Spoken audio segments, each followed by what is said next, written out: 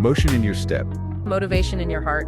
Hello, and welcome to today's Motion and Motivation podcast. We've put together a study guide for everyone. If you need it, you can grab it from the video description. All right, so you want to dive into this great again thing, huh?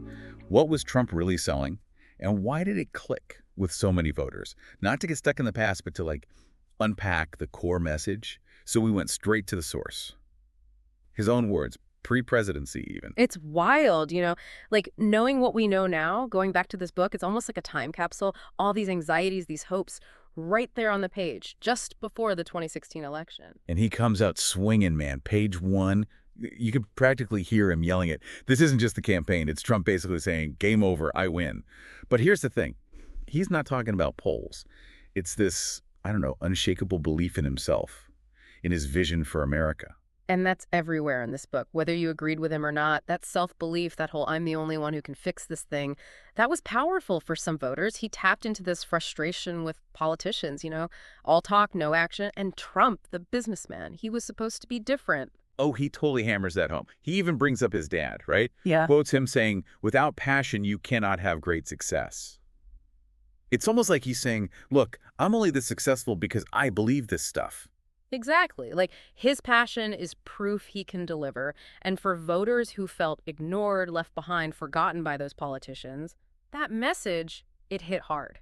He was the outsider, the guy who's going to shake things up, put America first. Right, but it's not all sunshine and roses. He lays out this, pretty bleak picture of America, too. Congress is deadlocked.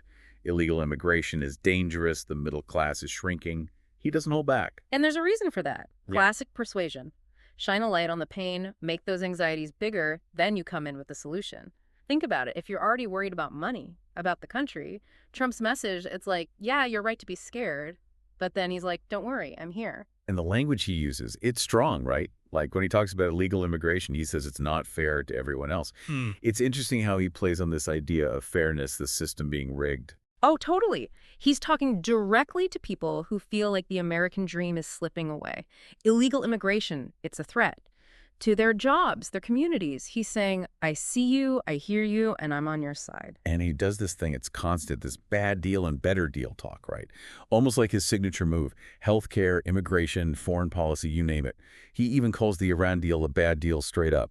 It's smart, in a way. Takes these complicated issues, boils them down to something everyone gets. America's getting screwed, and I'm the guy who's going to get us a better deal. Yeah. No policy wonk stuff, just straight to that feeling of being taken advantage of. The wall is like the perfect example. That's the ultimate better deal for immigration, in his mind. He even talks about tripling ICU officers, bringing back Operation Wetback. Yeah. And yeah, he actually uses that term, which, wow. Yeah, that's him, though. Not shying away from anything, even if it makes people uncomfortable. And for voters who wanted someone tough, who'd take a hard line on immigration no matter what, that was the message they were looking for. So we're seeing this pattern. Trump, the confident outsider, the deal maker. But then there's this other side, these little glimpses into his life, family, his work ethic, even church. It's like he's trying to soften the edges a little, right? For sure. He can't just be the tough businessman, He has to be relatable, too. He's got to connect with those voters who might see him as, out of touch. He's a dad, a man of faith, someone who shares their values, supposedly. It's funny how he kind of weaves those personal stories in, right? He learned hard work from his dad. Now he's teaching his kids the same thing, going to church. It's all supposed to make you trust him, He's not just some rich guy. He's a regular person with values and all that. But let's be real. He's not hiding that tough guy image either, especially with foreign policy. He basically says, allies need to pay up, and we should only get involved in other countries if it's good for America, directly. He even says, and I couldn't believe this, that we should charge Kuwait for liberating them. Oh, yeah, that America First thing, that's the heart of the book. He's saying, basically, that other presidents were too soft, giving stuff away on the world stage. He's going to be different, more assertive, demanding respect. That's the vibe. And it's not just other countries, right? He goes after companies too, like Ford, Nabisco, moving jobs to Mexico. He calls them out for taking advantage of America's generosity. Says that's why we need Made in America back, those factory jobs. Again, it's tapping into that fear people have, that globalization's hurting them, their jobs going overseas. And he's the answer, the guy who'll stand up to those big companies, bring the jobs back. That's the pitch. Which is where that whole common sense thing comes in. He's big on keeping it simple. cut taxes, get rid of Obamacare, make the government less complicated. He even complains about how teachers get paid, says seniority shouldn't be the main thing for getting ahead. Yeah, it's all about being the anti-politician. He's the businessman, the practical one. I'm not going to bore you with details. He's saying, I'm just going to fix it. But it's more than just fixing stuff, right? He really plays up this winner image. Not afraid of a fight, always comes out on top.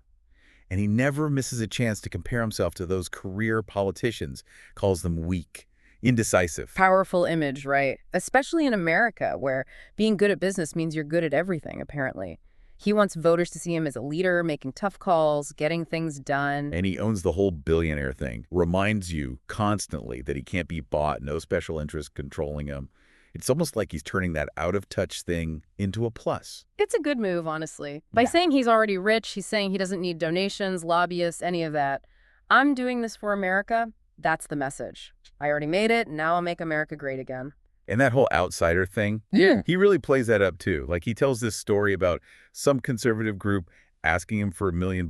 Then they turn around and say he's not conservative enough. Yeah. He wants you to think he's above it all, the political games. Totally. The maverick, the one telling it like it is, even if it upsets people.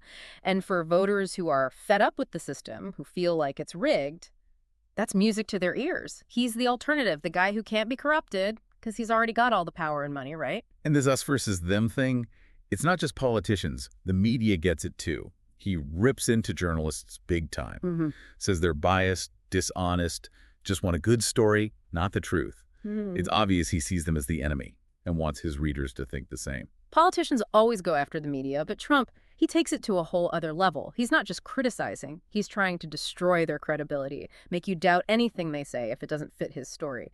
Dangerous game, but man, it can work. It's weird, though, because he's also doing this whole relatable thing at the same time.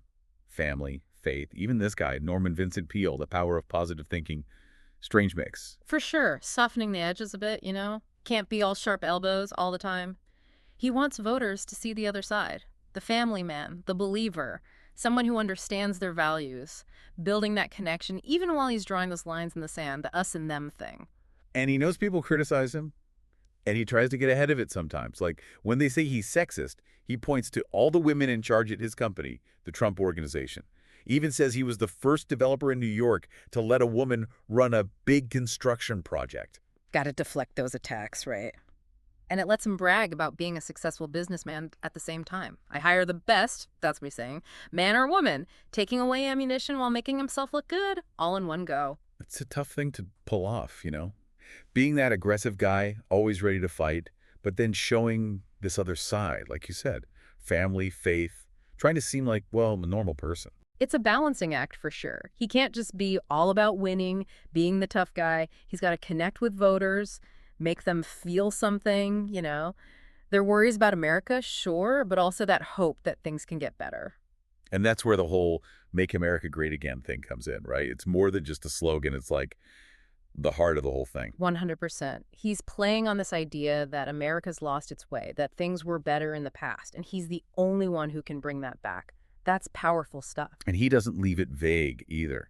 He actually says what that greatness looks like to him.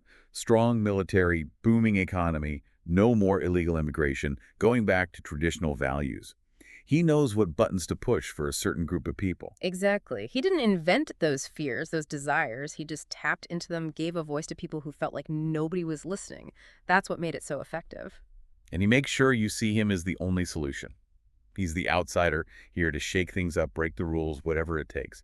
And a lot of people bought it, clearly. And honestly, we're still dealing with the fallout from that today. Great. Again, it's like a crash course in how to use people's anxieties, their frustrations, to get them on your side. Yeah, it's been enlightening going through this book. We saw how he did it, the confidence, the fear-mongering, the simple promises. Whether you liked him or hated him, you got to understand how this stuff works, you know? That's how he won. Totally. And it makes you think, right? About how easily people can be manipulated, how much we crave simple answers, even if they're wrong. That's the world we live in now, and this book, it's like holding a mirror up to it. So we're wrapping up this deep dive, and here's what I want you to think about. If Trump's message was the spark, what made everything so flammable? What made people so ready to burn it all down? That's the question we all need to ask ourselves. If you enjoyed this video, don't forget to hit the like button and subscribe. That way you won't miss any of our updates. Also, if you think this video could help others, please share it with them. Thanks for watching and for your support.